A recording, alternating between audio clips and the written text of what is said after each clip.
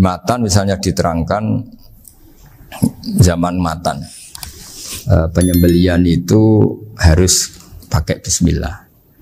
Kalimat harus ini harus dengan arti taruhan sah tidak sah, apa harus sebagai etika, apa harus sebagai supaya kebiasaan baik ini bertahan. Saya ulang lagi ya, misalnya Pak Arifin dawuh teng jenengan cung nak nyembelih pitik kudu maca bismillah. Kalau kamu memotong hewan harus baca bismillah. Kata harus itu apa artinya syarat sah, sehingga kalau tidak baca tidak sah.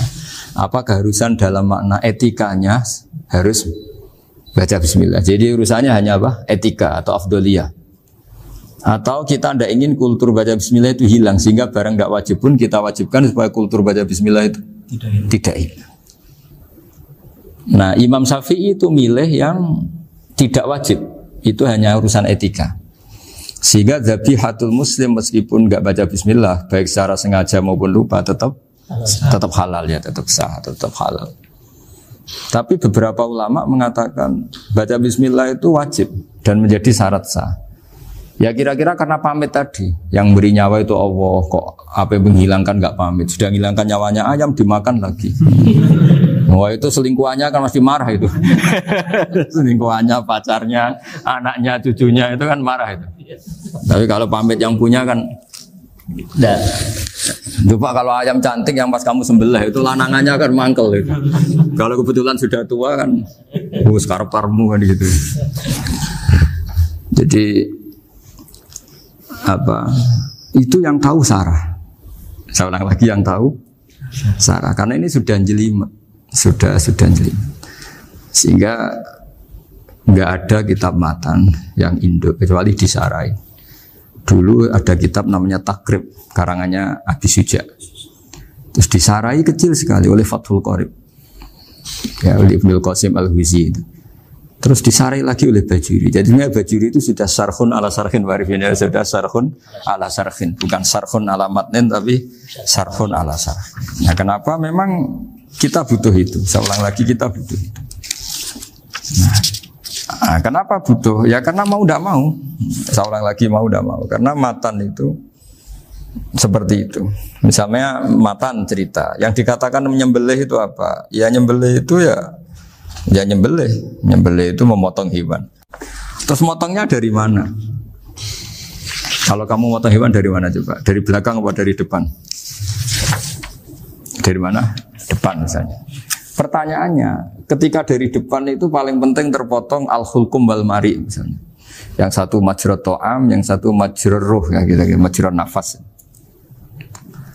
Tapi andai kan dari belakang gimana? Tapi tetap terpotong. Mulai ribet kan? Kalau kubu sebelah kan enak, pokoknya nggak sunah Rasul seperti itu, nggak mau debat. Tapi kita tidak, cara berpikir tidak gitu. Ini kan status hukumnya halal apa haram ketika ada orang motong hewan dari belakang. Nah, terus kita berdebat kan, mesti berdebat itu mau dibilang haram, nyatanya memenuhi syarat apa tadi pemotongan. Nah, hukumnya kena, amarinya kena. Mau dibilang halal, jangan-jangan pitiknya sudah pingsan, sudah mati karena dogrok-ogrok dari belakang. Nah, itu terus ulama debat, kan mungkin juga. Ya kan, pitiknya sudah setengah kena corona, pingsan terus. Ya kan, sudah pingsan terus digorok. Nah, seperti ini mau tidak mau kita harus detail. Detail artinya yang dikatakan menyembelih itu apa? Ya nanti tak bacakan tabir-tabir di Bajuri ya, sekaligus ijazah untuk jenengan semua. Saya tadi alhamdulillah ketemu Pak Arifin lama, nantikan panjang lebar tentang pentingnya ilmu. Yang dikatakan nyembelih adalah mematikan hewan yang hidup dengan kaifiyah syariah. Saya ulang lagi, mematikan hewan yang hidup dengan kaifiyah syariah. Nah, kalimat hidup ini mulai masalah. Hidup yang apa? Misalnya ada hewan, saya sering kalau ngaji cerita, ada ayam jago ketandang mobil, ketabrak mobil, kejet-kejet. Enggak kamu sembelih pun 1 menit lagi pasti meninggal. Ini kan hanya koordinasi prosedur saja. Karena prosedur ayam mati harus kejet-kejet, enggak boleh enggak langsung peletes mati, enggak boleh. Nah, pertanyaannya ketika kejet-kejet ini kamu sembelih, itu halal apa enggak? Wong andai kan enggak disembelih juga sudah mati. Artinya enggak penyembelihan ini kan tidak memberi kontribusi pematian, tapi enggak ngefek. Gitu. Makanya terus ada perdebatan. Ada hayatun mustaqirrah, ada hayatun ittiroriyah, ada harokatu masbuh. Itu kalau nggak sarah nggak bisa. Lalu pertanyaan nakalnya begini. Saya itu betul pernah ngalami itu. Wayam jago itu kan mahal, apalagi kalau Bangkok kan. Saya pas jalan-jalan sama anak saya, sama jalan-jalan mau ke pasar itu di pertolongan dua rumah. Kusik halal tuh orang, kadang tanya orang awam, halal kata saya. Padahal andai kan tidak disembelih ya pasti mati. Suatu saat ada yang mengkonfirmasi lagi. Saya bilang kalau kiai ya tidak pantas makan ayam gitu, tapi kalau kamu tidak kiai ya pantas saja. Daripada rata halal lo geremeng eman kan ribet. Nah sebetulnya itu dalam mazhab Syafi'i itu tidak halal karena dia sudah tidak punya hayatun mustaqirrah. Karena tadi setengah menit lagi atau 1 menit lagi pasti mati. Kan dia belum mati karena koordinasi Israel saja tetap yang ngambil itu. Tetap kan nggak segampang itu kan, tetap prosedur apa? Jalankan SOP. SOP-nya harus ada. Nggak boleh mati selonang-selonang itu, nggak boleh. Tetap ada SOP kata Warifan ada SOP. Dia kalau sama saya bisa guyon kalau. Nah, tapi misalnya nanti pertanyaan, tapi dalam mazhab Maliki itu diabaikan. Hayat mustaqirrah, hayat ittiroriyah, hayat itu diabaikan. Cara berpikir Imam Malik lebih matematis. Kalau nggak disembelih itu matinya berapa menit? 1 menit lagi. Gara-gara disembelih dia mati sekarang. Berarti eksekutornya ya peso itu. Ya berarti peso itu memenuhi kriteria mematikan sesuatu yang masih hidup, hewan yang hidup dengan cara syar'i. Jadi andai kan ada rapat malaikat, matinya karena apa coba? Karena peso apa karena kecelakaan? Karena peso. Ya kan? Karena kalau nggak tanpa peso nunggu 1 menit, gara-gara disembelih langsung jadi sekarang. Nah karena hukum halal ini yang menarik dan menguntungkan. Di bab ini orang jadi Malikiyah semua. Mana maksudnya ya? Jadi kita ini sebetulnya Syafi'i pecundang gitu. Syafi'i partai politik. Jadi kalau sedang tidak menguntungkan ya kata siapa kita Syafi'i banget. Tidak juga itu. Ya, jadi karena tadi ya kalau pada level perdebatan ulama itu ada tadi ya, ada seperti itu, ada hayatun mustaqirrah, ada hayatun ittiroriyah, ada harokatul masbuh. Jadi tak baca ya supaya dapat barokahnya ulama ya. Jadi tak baca redaksinya ini di halaman, terus kitab ini saya tinggal sebagai amal saya, keluarga saya, sebagai penghormatan saya sama Habib Ali, Habib Qures, Habib Hussein semuanya, Pak Arifin dan Bismillahirrahmanirrahim. Wa'alam, ini halaman 562, ikutnya bab kita Abu Ahkami Sayyidi wa Dzabai. Ya, jadi nanti yang mungkin kalau beda halaman cari di babnya kalau beda halaman cari di babnya. Karena kadang beda halaman warifnya. Kalau cetakan sekarang enggak. Beda. Iya, kadang beda juz sekarang. Kayak Ikhya sekarang tuh sampai 6 juz. Zaman kita ngaji kan 4 ya. Sekarang ada yang 6, ada yang ribet cetakan sekarang ya. Di atas ada 10. Satu Ikhya itu. Hurufnya dibesarin. Ikhya biar. Iya, ada yang sama. Karena ngerti zaman akhir paling sudah agak buta huruf. Saya tuh dulu punya guru terakhum sudah sepuh. Itu baca gini nggak bisa, Pak. Jadi kalau di kelas harus dituliskan pakai spidol. Mulang Minhajul Abidin. Sudah sepuh sekali. Kalau ngajar itu nggak bisa jalan, udah pakai beca. Itu yang nulis agak kurang ajar. Nulis CDE gitu bar. Jadi kadang itu apa itu? Beliau masih semangat, tulisannya habis. Loh kok sentek jeng. Terus ya wes ya. Jadi nulisnya di HVS baru dulu. Udah cepat selesai. Iya. Nah kalau beliau pakai kitab sudah nggak berso itu. Mana anak wah nulis sidik benang ber. Ribet. Saya ulang lagi ya.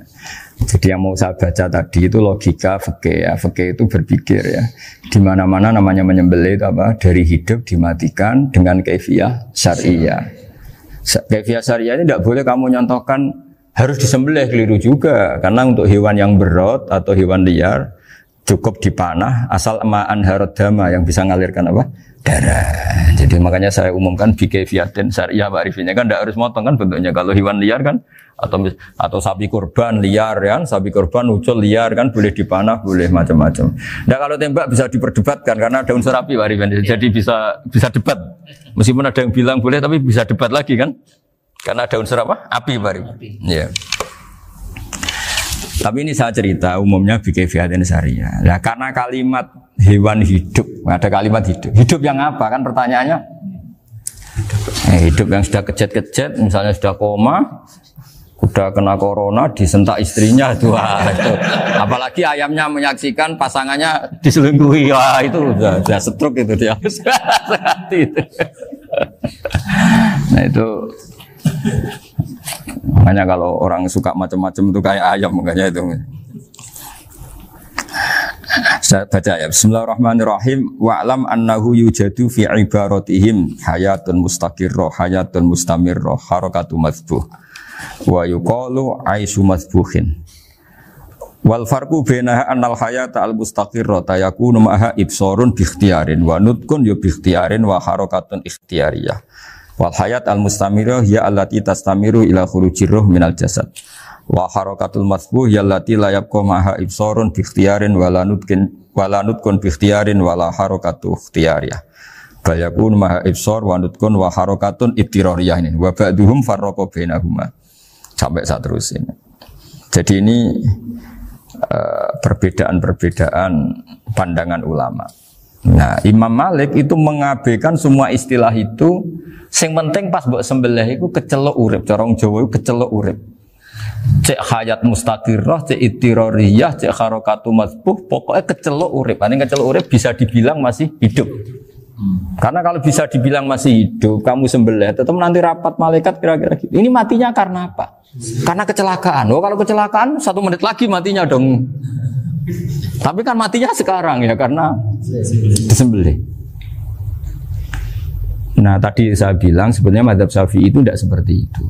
Karena Imam Malik menghalalkan, biasanya penggemarnya lebih banyak. Di bab bongso halal itu kan penggemarnya masih banyak. Tapi ya sudahlah, itu masih ahli sunnah karena salah satu dari mazhab. Tapi logikanya juga masuk. Jadi kita bukan sekedar taklid ke Imam Malik. Tapi kalau kita ikhtiyat ikut Imam Syafi'i, ya monggo. Karena mungkin secara medis karena mengalami seperti itu mungkin tingkat kesehatannya apanya sudah ya sudah lah, yang penting makanya terus orang Jawa pinter nak PTE jago ya halal, nak cilik enggak lah. Itu kan ibarat perdebatan antara kepiting sama yuyu. Yang menghalalkan kepiting itu mengharamkan yuyu, tahu yuyu yang kecil di sawah ya. Tak tanya, kenapa yuyu halal? Karena amfibi Gus, bisa hidup di dua alam. Memangnya kepiting enggak? Oh beda. Ternyata beda maksudnya. Eman Gus kalau haram. Eman kan. Kalau yuyu haram kan enggak ngefek kan? Kecil. Ini mufti kok. Oh, udah kadang halal. Udah kadang makan selama ini. Iya, selama ini udah kadang makan itu. Makanya banyak kiai yang mengharamkan kepiting sebetulnya, tapi minoritas kan? Minoritas. Tapi yang mengharamkan yuyu mayoritas, wong kecil aja. Jadi kita ribet ikut siapa? Gitu. Kata siapa? Ahli fikih gak mikir untung rugi. Makanya saya ini bingung, jadi saya ini kan kiai ya, kiai betul. Susah kadang jadi kiai. Sebagian guru saya itu mengharamkan kepiting. Nah kalau kayak dolan di daerah Juwana Mas Nafis daerah itu. Penghormatan tertinggi santri itu kalau nyugoi kiainya kepiting karena itu makanan termahal. Bingung kan dia? Mau tidak makan itu kayaknya dipersiapkan betul Pak Rifan. Udah ada effort ya. Warna nyari yang mahal kan. Mau makan itu sebagian guru kita mengharamkan. Akhirnya ya ada darurat tadi. Makan sekadarnya. Kalau saya habis 3 pasti israf. Kalau habis 1 prosedur hormat yang nyugui. Itu susahnya jadi kiai. Kalau kamu kan tidak kiai, mumpung gratis. Enaknya gak jadi kiai kan itu Mas. Pertimbangannya mumpung gratis. Sudah gitu masih mun dibutuh mawon, makai dibutuh mawon. Oh digawa tenan. Tapi sebetulnya ada sisi naif dari yang bilang halal tadi. Ketika yang bilang hal naif itu versinya, tapi ya nggak apa-apa, semoga dimaafkan Allah. Naifnya tadi, tapi saya tidak tapi itu masalah khilafiyah ya. Semoga yang mengatakan halal juga benar, karena punya perhitungan iman tadi. Tapi yang bilang halal itu tak tanya, Yuyu itu halal apa haram? Lucunya jawab haram semua. Yuyu bahasa Indonesia nggak ada kayaknya. Nggak tahu juga saya apa. Yang penting paham tapi Yuyu yang kecil itu. Itu kalau diharamkan nggak ada yang protes ya? Nggak ada. Tapi kalau kepiting, ini pakai model apa? Coba Pak. Kalau alasannya amfibi, Yuyu sama kepiting sama enggak? Kalau alasannya amfibi, hidup di dua alam. Sama-sama. Kenapa kepiting jadi halal? Lebih bernilai. Ini juga mufti model baru. Mungkin muftinya menghalalkan itu. Iya makanya. Kan jadi kayak tadi ayam jago tadi orangnya tak tanya akhirnya. Andekan yang kecelakaan itu ayam kecil. Kamu tanya saya enggak? Ya enggak, aku langsung tak buang. Kan langsung dibuang. Berhubung ayam besar. Eman kan. Tapi nurani aja sebetulnya protes. Nyembelih wis kleket-kleket wis. Kadang kan wis apa kejet-kejet itu sudah tunggu SOP cara Pak.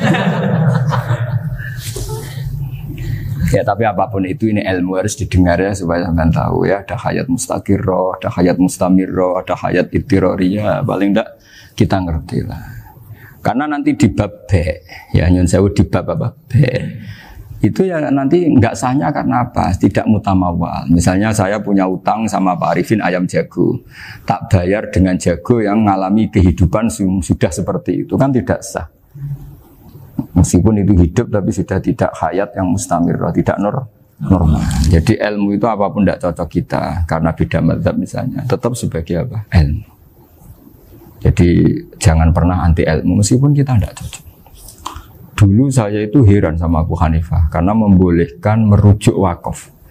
Wakaf itu kan nggak boleh ditarik kembali dalam mazhab Syafi'i dan hampir semua ulama bilang gitu. Tapi kalau kata Abu Hanifah, jika nazir yang nerima itu tidak sesuai rencana kita, keinginan kita itu boleh narik kembali. Fa innal waqfa atiyatun mahdhah, kata beliau, wakaf itu ya pemberian normal saja.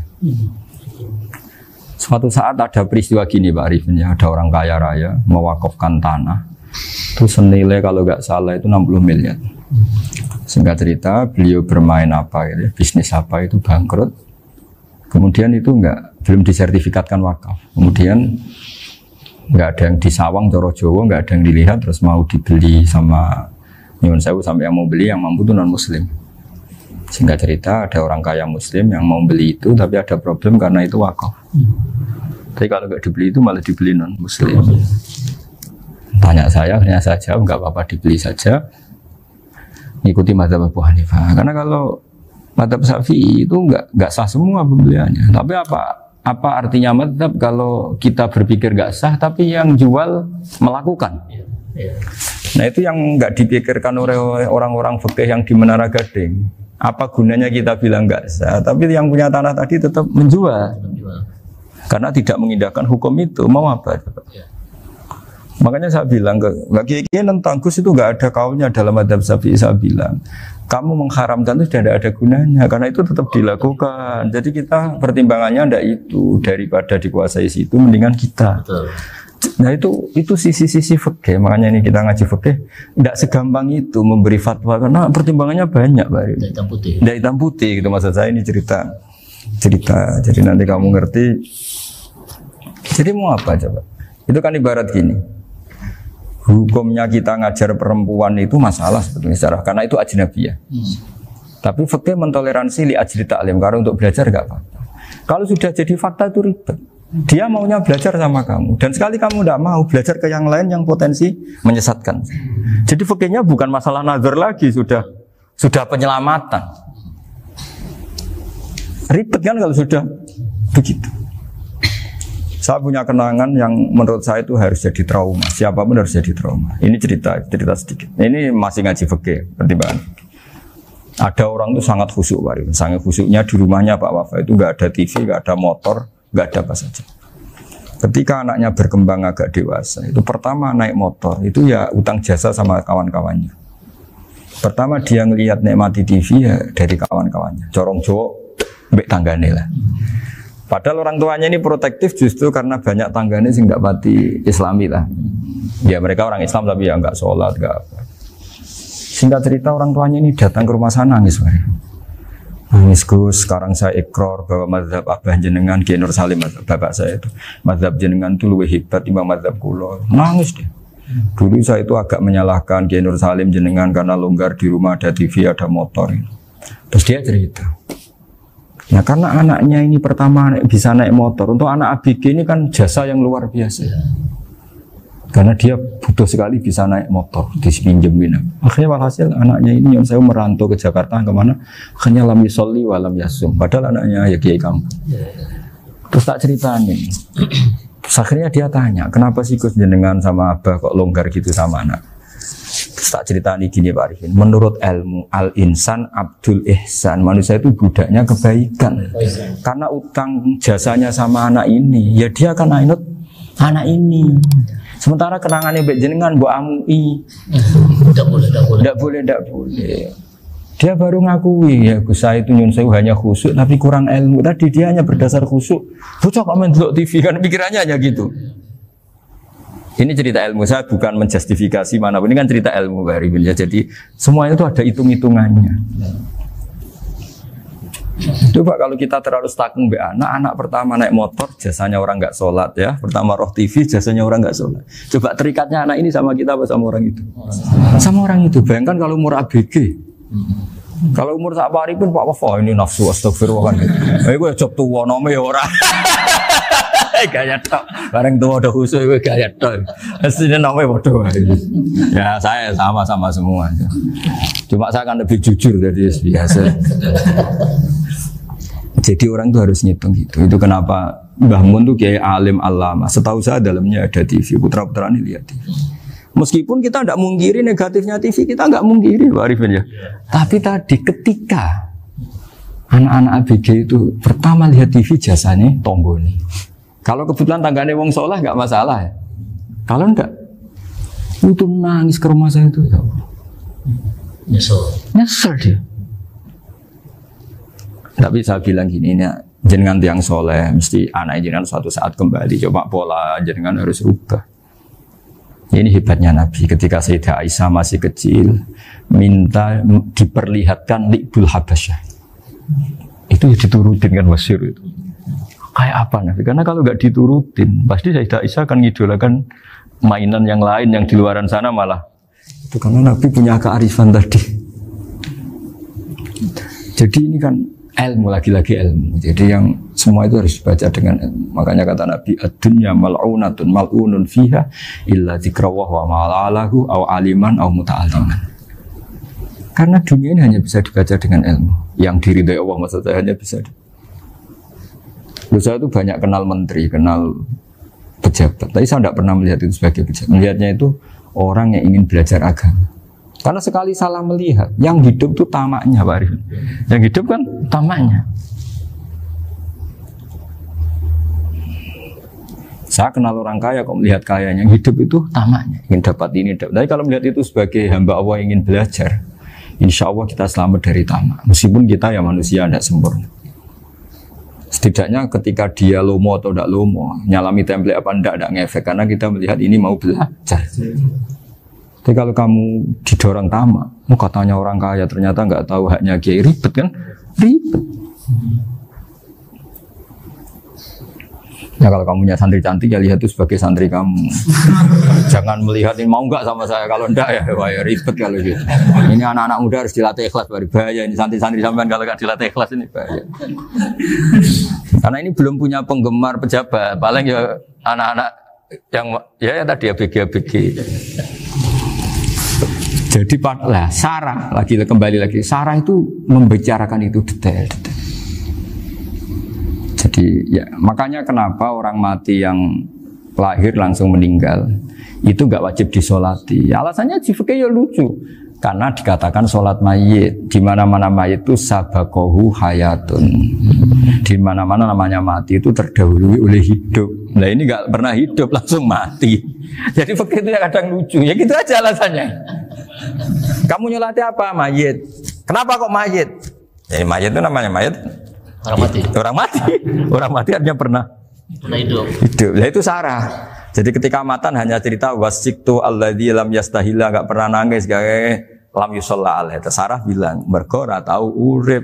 Kalau enggak pernah hidup berarti enggak bisa dikatakan mati. Kayak sampean miskin itu kan enggak bisa dikatakan bangkrut. ya, ya miskin aja gitu loh. Kan gitu ya. Karena nggak pernah kaya. Kayak Mas Nafis nggak bisa dikatakan, oh itu Qurannya lupa gimana? Nggak pernah hafal. Jadi yang dikatakan lupa itu pernah hafal. Nggak lupa nggak apa, Gus Qurannya lupa, gaya nggak pernah hafal kok bilang apa? Lupa gitu. Nggak boleh Pak Wafa bilang saya ini bangkrut apa? Nggak pernah kaya kok bangkrut kan? Jadi semua itu ada aturannya itu. Nah itu sarah, lagi-lagi sarah. Jadi kita kan banyak yang syarhun ala syarhin. Jadi kayak kitab takrib itu disarai Fathul Qorib. Jadi Fathul Qorib itu sudah sarah. Disarai lagi Bajuri. Nah, itu termasuk cerita itu ya. Cerita-cerita. Bismillahirrahmanirrahim. Ya, wa yakunu qad umma dzukira daf'atan wahidatan la fi daf'ataini. Islam tujad al hayat al mustaqira inda daf'atis saniyah. Amma idza wujidat al hayat al mustaqira daf'as saniyah fayakhilu al masbuhu aidan. Fasartu wujudul hayat al mustaqira fi ibtida'il wati akhir marrah. Wa makharu dzalika inda tulil fasli wa illa fala rafa'a sikina wa ada fawran aw alqaha liqawniyaka latan wa akhadha ghairaha fawran aw saqatat minhu wa akhadha ghairu halan aw qallaba wa qata abiyama bagi hal al masbuh. Jadi ini masalah sarah. Sarah itu sudah detail. Misalnya gini, kamu motong ayam. Motong ayam harus sekaligus shred jadi. Jangan sampai nyuwun sewu 2 kali. Jangan-jangan misalnya gini, ayam tak potong pas ke kiri separuh. Ya, ke kiri separuh apa hulkumnya. Pak Arifin datang, Assalamualaikum Gus Pak, waalaikumsalam, terus santai jagungan dulu. Jagungan sampai besoknya itu enggak meneruskan. Bareng-bareng balik salam, ingat lagi ayam saya ini. Ketika saya meneruskan ini, potensi ayam ini sudah mati atau sudah hidup yang ini masih mazhab Syafi'i loh ya. Atau sudah hidup yang sudah tidak normal. Artinya apa? Penyembelian kedua yang mengeksekusi tadi sebenarnya mengeksekusi barang mati. Yang penyembelian pertama tidak bisa dikatakan penyembelian karena tidak sampai mati. Penyembelian kedua berstatus setengah mati. Nah, kalau seperti itu maka haram. Kecuali itu dilakukan secara fauron. Fauron dicontohkan nyembelih ternyata pesunya kedul terus ngambil yang lain. Tapi fauron langsung atau terjatuh ngambil langsung. Ya, itu boleh karena ditoleransi. Tapi kalau kalam ajnabi kata dia mohon Pak Arifin. Seperti Pak Arifin sih, alhamdulillah sih. Jaminan mau rawuh. Cari ayamnya asem mana? Ini harus sebar. Ini orang ngawur betul. Jadi, lah itu sarah. Bicara sampai detail itu sarah. Jadi ada sekian kemungkinan. Jadi ya, jadi termasuk yang diandaikan apa? Nah, hayat mustaqirah itu batasnya yakunu maha ibsorun bi ikhtiyarin wa nutkun bi ikhtiyarin wa harakatun ikhtiyariyah. Hayat mustaqirah itu kalau dia betok-betok itu ya karena karepnya. Maksudnya gini, gamane cara roh pitik wedok engkek yo cek karepe dhewe. Cara dia melihat peso itu karepe ya masih lari. Jadi misalnya ada ayam. Ayam kita sembelih baru luka sedikit. Belum sampai andaikan dibiarin ya mungkin suatu saat sembuh, luka. Terus melihat kamu lari ketakutan karena kamu dianggap gladiator, killer lah. Nah itu berarti punya hayat mustaqirah. Tapi sudah kalau kamu sembelih karek ngeriwit, roh kowe serawedi, ya kan? Mau demo ya sudah enggak berkutik, ya dia berarti tidak punya hayat mustaqirah. Gitu. Ya batasannya itu Joro. Nah. Dalam mazhab Syafi'i, syarat sahnya penyembelihan harus hewan itu punya hayat mustaqirah. Nah ini sarah ya, jadi sarah itu lebih jelimet. Nah makanya kenapa tidak boleh nyembelih pakai yang tumpul Mas Nafis? Takutnya ayamnya itu ngalami dohtoh, atau kok ditekek. Misalnya sama nyembelih pakai peso tumpul, ini kini ketekek, takut. Kan dia misalnya ayamnya jantungan, roh peso wis setruk kan, udah gitu ketekek. Nah itu mati dulu pasti itu. Siksa. Jadi pas diongok-ongok dia sudah mati. Jadi nanti kalau di akhirat, sepertinya saya sudah mati loh, ngawur. Wah, apalagi nganggo keris naga sosro. Wah, itu sudah gereng sakti kan diginikin tok sudah mati kan? Makanya bahaya nyembelih pakai keris-keris sakti karena sebelum terpotong sudah mati saking saktinya apa? Keris itu misalnya gitu. Baru nempel. Makanya nanti suatu saat ada pertanyaan ini, boleh enggak nyembelih ayam orang yang rainya itu sangat? Wah, itu haram. Kena. Oh, itu mesti mati dulu. Kumisen tatonan apa? Ya algojo. Iya kayak algojo. Ayamnya jenis apa? Stroke ya? Jenis penakut. Pas mau disembelih tidak mati. Jadi hati-hati ya nyembelih ayam. Jadi kalau orang kampung Pak Arifin ya, orang kampung mudin kampung. Mungkin kalau orang kota sudah nyuwun sewu enggak peduli. Kalau orang kampung itu apa itu Pak Arifin? Kalau nyembelih jago itu sampai apa itu? Ilatnya dikeluarin dong. Oh iya. Apa ya? Iya, karena takutnya katanya beberapa yang kaget itu kelek apa? Ketelan. Iya ketelan ya. Ya itu ya ada kearifan gitu, tapi ya terlalu ya menyiksa ayam. Tapi memang potensi katanya Pak Arif. Katanya yang ahli-ahli itu ya. Jadi kalau dia jago ya mau disembelih, saking takutnya itu.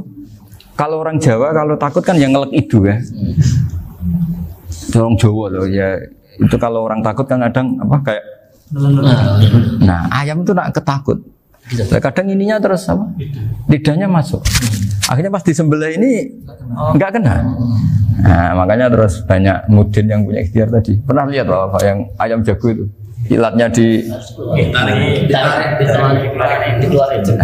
Ya, itu ya tidak wajib, cuma tidak bisa kita salahkan. Tapi kata penyembelih yang ini tak tanya. Eksekutor yang lain, pokoknya rodok dipenek Gus. Iku seraiso. Saya belum pernah nyembelih ayam karena ini kan selain nggak profesi saya juga nggak mentolonan saya.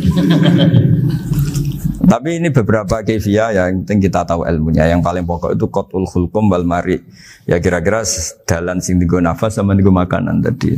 Ya tapi itu tadi caranya semua itu harus mengalami atau masih punya hayatun mustaqirah. Nah, takutnya dalam konteks nyembelih yang apa tadi? Saya bilang separuh tadi. Itu jamnya normal enggak, itu sudah jam 11 ya? 10. Oh, jam mati almarhum itu. Itu enggak halal disembelih itu sudah maitah ya. 10:14 kan. Iya. Ya makanya saya bingung ya jam. Ya jadi itu Pak Wafa ya, pentingnya sarah itu seperti itu. Matan itu kan asal nyembelih saja, tapi di sarah diterangkan jangan hanya nyembelih, yang disembelih harus ada hayatun mustaqirah, karena dikatakan penyembelihan adalah menghilangkan nyawa dengan cara yang syar'i. Nah, kalau nyawanya saja sudah hilang bukan nyembelih gitu. Nah potensi itu ada ketika jago kamu sembelih pakai yang tumpul. Ini ada dokhtoh. Loh, hewan itu juga kayak manusia loh, karena punya hati. Ketika takut bisa saja mati. Nah, takutnya ulama kan ini ngalami dokhtoh.